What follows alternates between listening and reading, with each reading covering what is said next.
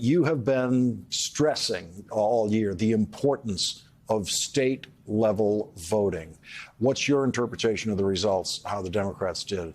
Well, I think Democrats did unbelievably well, and our nation is the better for it. Election deniers who ran for Secretary of State in, I guess, 13, 14 states. Among those 13, 14 states were the critical states that could have had an impact on the 2024 election, and we won those states.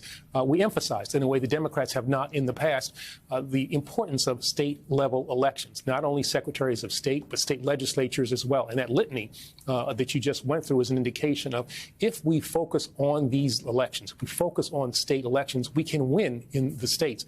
Well, that's where the democracy is actually protected, as the president said. So the media always has a focus on the national party figures. That's where the superstars are. But Barack Obama began as a state legislator. There is no President Obama without a successful campaign for the state legislature, which is what got him started. So in addition to control of the important levers of local government, it is also the place that delivers the beginnings of the careers of some of the national leaders. Yeah, that's where the bench is developed. You come, perhaps from a local position to a state position. You understand how a democracy works, the give and take of state legislatures, and that then prepares you for a movement up to the federal level. I mean, you think about Lincoln, our greatest president, who started off as a state legislator, and Barack Obama, a state legislator, and any number of presidents who started off as state legislators. And so the focus that we put on it in this effort that we launched back in 2017 by bringing lawsuits, by supporting candidates who would stand for democracy, by getting the grassroots involved in and focused on these state-level elections has actually proven to be a good theory that we put together, and we've seen the results of that in the results over the course of the last 2 weeks. Did the Republicans get control of so many state legislatures because the Democrats were not focused at that level for a couple of decades? Yeah, I think that's certainly a part of it. They had a thing called Project Red Map at the beginning in 2011, 2010, and they used that focus on state-level elections to gerrymander the state legislatures, and they put in place gerrymanders that lasted for most of the last decade. We formed up to make sure that that didn't happen. All we wanted to do was to make sure that we had a fair process. I was confident that if the process was fair, Democrats would do just fine, and we have seen that to be the case. Before you go, you had the job where the moment comes where a prosecution memo comes to you as Attorney General on a major case that only the most important ones would get to the Attorney General, where you have to read that memo and decide, are we going to prosecute or not? It's up to you. That's going to happen with Merrick Garland at some point involving the Trump documents case and possibly other Trump cases.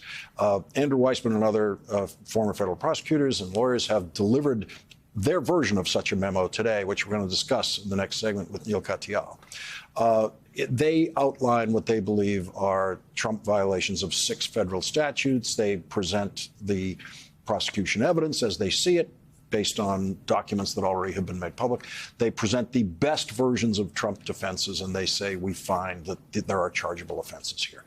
In your understanding of the evidence in this case, based on the public filings by the lawyers in the case and by reporting, do you see the evidence necessary for prosecution of Donald Trump in the documents case? Now, all I've had access to is that which has been publicly reported, but I would say on the basis of that, I think it's more likely than not that charges can be brought against the former president. The fact that these former prosecutors put together what we call a pros memo in the Justice Department and say that there are, in fact, chargeable offenses, I think is in some ways pretty instructive and probably pretty persuasive. I know some of the people who were engaged in that effort, and I have great respect for their legal abilities.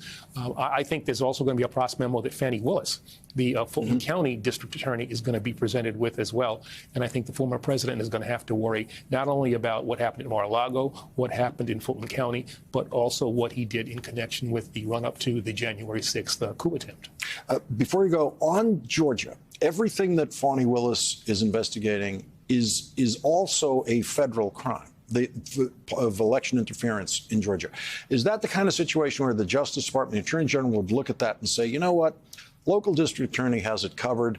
We don't have to take any action there? Well, I'll speak for myself. Given what the former president tried to do, along with his co-conspirators, his Confederates, it seems to me that federal charges have to be brought here. Yeah, there is certainly overlap, but I think the bringing of federal charges, the Attorney General of the United States, the Justice Department saying that this is not something that we will countenance, I think is an important part of the equation that Merrick Garland and the Justice Department are going to have to go through.